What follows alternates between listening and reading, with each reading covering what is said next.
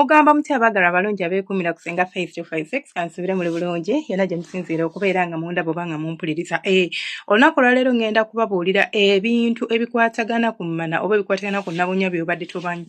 Bw'oba obadde obimanyi alhamdulillah, bw'oba obadde tobimanyi tuula oyige. Kano ka musajja ate ka mukyala kubanga kya buvunaanyizibwa nnyo oba ng'oyagala okutuusa omukazi ku ntikko, oyagala okumanya engeri gy'okisanyusaamu omukazi mu kitanda, olina kusooka kumanya kye ŋŋenda okuzina kiri kitya. Bw'onaagendayo obugenzi nga bw'otwala mutwe, munnange olinza obutasobola kubeera ng'omuntu omusanyusa nga bw'obadde oyagala. Ekisookera ddala ky'olina okumanya, eyo nnabunya gy'olaba mulimu obuwuka obugibeeramu oba bacteria, health bacteria, like with live bacteria ebeerayo. Bacteria ono oba obuwuka buneeno bubeera mu mubiri gwaffe, ne ku skin yaffe kuliko, era bacteria oyo bw'afa oba waba taliiko skin yo erwala. Kati ne munda eyo ky'ova olaba nze ntera okugamba bakyala mulekerawo okudookinga oba okuteekayo ebyo ebintu bye muteekayo nti mukiliiningayo, bigenda kuggyayo bacteria eri enna. Mu kituufu ogenda kiliiningayo nga bw'okiliininzeyo, but bacteria eyo egenda vaayo. Ate nga bacteria eyo erina okubeerayo, reason being gy'ekoma okubeera munda eyo wakuyambako okubalansinga HP levels, ate ne kikuyambako okubeera ng'akasu kaayo nga ko kasigalamu. N'ekirala, obuwuka buno obuli foreign oba obuwuka buneeno obulala nga bw'olaba ezo zi-infection ebi bacteria bye tujja oba we tufuse obadde weegasse n'omuntu, ebintu bwe bityo munnaye bigenda kukuviiramu okubeera nga buli bw'obeera nga obuwuka buno tebuliyo nga bwafa olumbibwa mangu. Naye bw'obujja buno obuli foreign, buno obulimu munda oba obuwuka obubeera munda bukuyambako okulwanisa buno obulala ne bubeera nga bufa, ne kireducinga chances zo oba ne kikendeeza emikisa gyo egy'okubeera ng'ofuna infections buli kaseera. Namba 2, nnabunya yeerongoosa, emmana yeekiriininga. Nkiddamu ngenda ne ngamba abakyala nti olugalo luno nze nali simanyi lugalo luno lwaki, era ndowooza nja kukolako video ng'eri independent nga njogera lwaki abakyala bateeka olugalo mu mmana nga beerongoosa. The purpose is not kwerongoosa, kubanga njagala mbuuze kikyolongoosaayo. Bwe nali nkyali muto nali simanyi lwaki baluteekayo, era njjukira nga nkula waliwo akaana kankolera olugalo bwe kati, mbutomanyi oba n'abafana bali baseegu baveeko, nali mu primary ebiseera ebyo. Kati ne ŋŋamba ekyo kitegeeza ki, lwaki akola bw'ati? Kati ne mala ne nkikaakinga up ne nkitegeera. Naye bwe nnakula n'enkula ne mbitegeera, ntandika okusoma ku nsonga z'okwezina, ntandika okusoma ku sexuality, reproduction and all that stuff, nategeera. Ate nga nakitegeera nno mu bino bisitole bino bye nsoma ku Story Hub, bwe nabuuliza waliwo oli yaŋŋamba nti waliwo story gye nasomako ey'omwana ey'amaama eyawa muwala we omusajja wa muzine.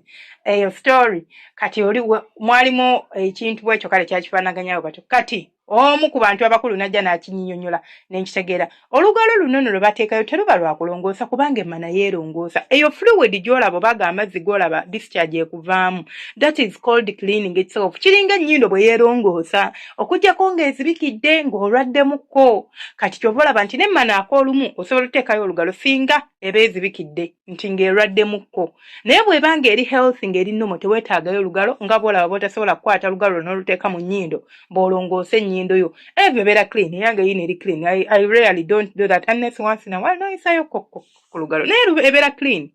Kati n'emmana bw'etyo bw'ekola ki bw'eri yeerongoosa.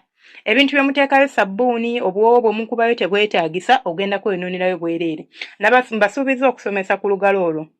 Lwaki nali ndogeddeko but nja kulusomesa independently nga ndusomesanga video yaalwo oba audio yaalwo, tujja dusomako anytime soon. Lwaki abakyala oba abaana ab'obuwala bateeka olugalo mu nnabunya nga banaaba oba mu mmana nga banaaba, kitegeeza ki era kyagobererwanga ki, mugaso ki ogukirimu? Kale mugaso ki ogukirimu? Kale namba 3, emmana eyo gy'olaba enaanuuka eringa lastika. Ekyo nakisomesaako nga tusoma ku nkula y'emmana. Bino tusoma ku facts oba ebyo ebikwata ku mmana by'obadde tomanyi. Twali tusoma ku nnabunya ne bagamba nti emmana eringa bw'olaba rubber band. Rubber band eyo enaanuuka. Naye bw'enaanuuka n'enaanuuka nnyo ne mbagereza ku hair band. Tikabeera kapya nga kali bwe kati n'ogenda ng'okakozesa nga kagaziwa katuuka ne kagaziwa. Ne nnabunya ky'ova olaba etuuka n'egaziwa. N'ebeera obudde nga buweddeyo. Etuuka n'egaziwa n'ebeera nga kati ogwayo bugwi. Naye nga ate okyali ebeera tight kubanga eri elastic esobola okunaanuuka n'eddawo n'enaanuuka n'eddawo. Naye with the time etuuka n'egaziwa oluusi kuba nga tukaddiye, oluusi olw'okuba bakuwuuba nnyo, oluusi olw'okuba bi-infection bingi ebisobola otugaziya okuzaala naye tugiwumbawumba n'emala n'ekola ki n'ekomawo. Namba 4 emmana gy'olaba eyo discharge ekuvaamu oba ya white oba ya colour like colorless ne white clear waliwo eyo eri clear like abakyala gye bafuna nga muli mu ovulatinga, it is totally normal. Waliwo akaseera mu mwezi w'ovaamu amazzi nga mangi naye amazzi ago gabeera gafaanana ng'amazzi g'eggi era nga gaseerera bwe gati olinza n'okuba otudde butuuzi ogenda wulira bbungu olinga abundudde amazzi ngera kituufu obundudde amazzi naye nga gali clear tegawunya tegakola ki, it's totally very normal. Ate nayo gaba nga ga white it is okay. Eyo discharge bw'oba obukyafu bw'olaba obukuvaamu unless nga discharge eyo ewunya, unless nga discharge eyo irritating osiyibwa awo oba olina kugenda mu ddwaliro, but if nothing is there then you are good to. Munange eyo discharge ebeera normal tekweraliikiriza. Then ekirala ky'olina okutegeera emmana z'olaba ezo oba nabunnya gy'olaba erina ebika eby'enjawulo. Nabunnya buli muntu oba buli mukyala yakula bubwe. Nkigeraageranya ku mukira gw'omusajja. Abasajja baakula bwanjawulo, tujja kuba tusoma ku facts ezikwatagana ku mukira gw'omusajja. Abasajja baakula bwanjawulo naye naffe twakula bwanjawulo.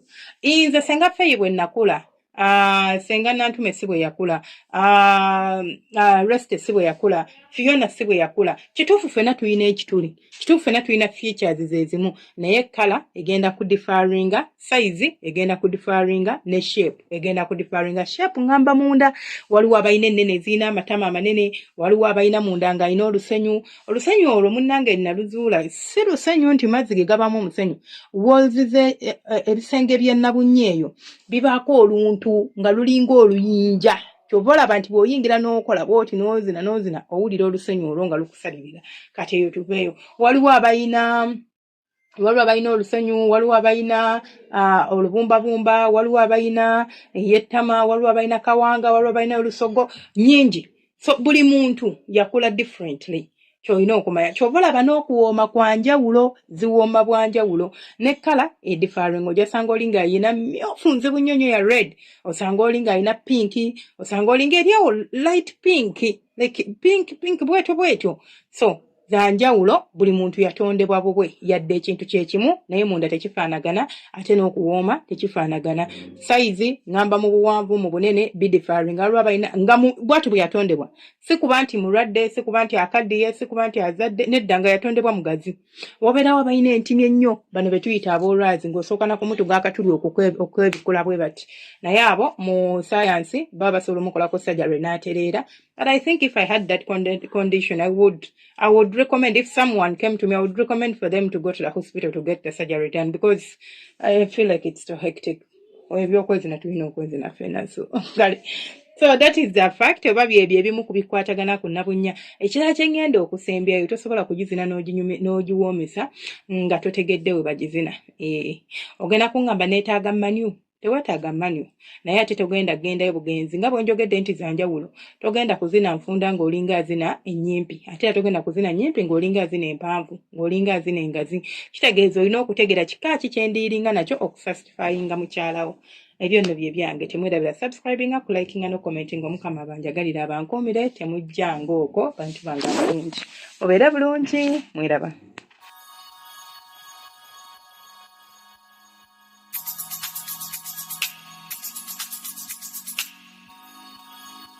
Yeah.